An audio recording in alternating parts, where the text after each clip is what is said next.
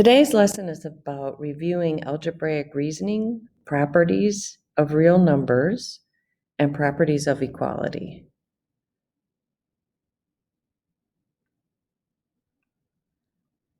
Okay, there are 4 properties of real numbers: commutative property, associative property, identity property, and the distributive property. And then there are 8 properties of equality: addition property of equality, subtraction property of equality, multiplication property of equality, division property of equality, symmetric property of equality, transitive property of equality, reflexive property of equality, and substitution property of equality. So these are flipped if you print out these notes, what's on the inside, and then I have examples of each property on the inside here for review. So we are going to use these properties to justify proofs. Okay, so let's do an example here. Okay, we're writing a proof, and I want to be able to justify why I can do something. So starting out with proofs, I have two different columns. I have a column called statements, where I'm listing what I'm doing, and I have a column called reasons, where I'm justifying why I can do something. So when we're writing a proof, we got a couple things going on. So we start out with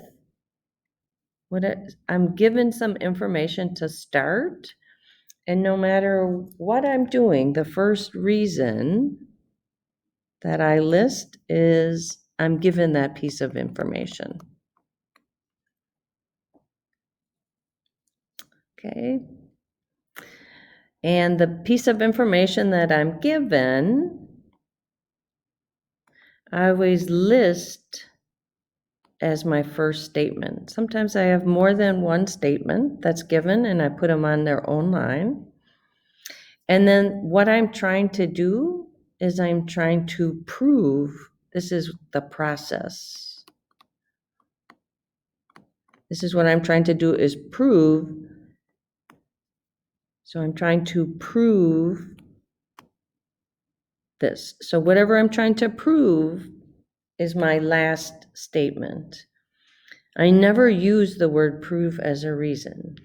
So if I was solving this, I would just solve it like I'm solving my standard problem where I'm trying to solve for the variable. So I'd look at, I have 3x plus 7, or 3x plus 1 equals negative 14. So I'm solving for the variable. So what I would do is I would subtract 1 on each side.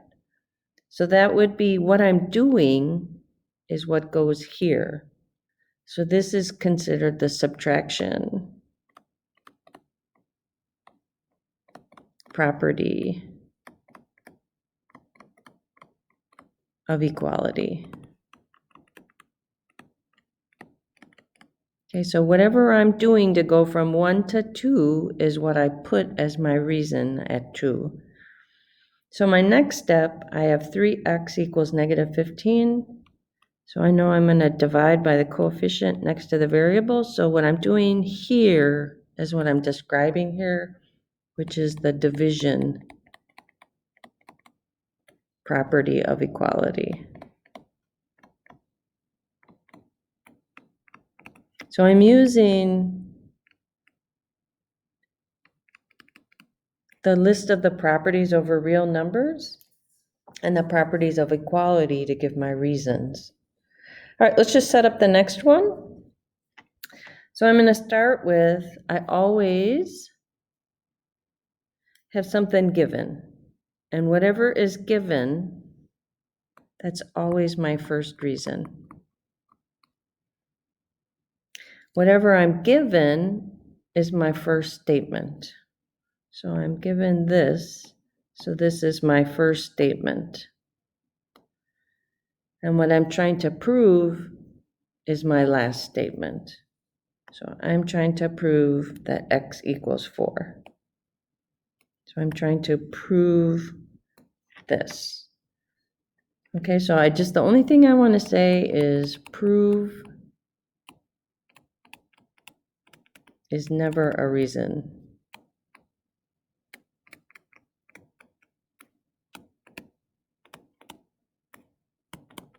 This is what we're doing. We are proving. We are doing this. It's never a reason.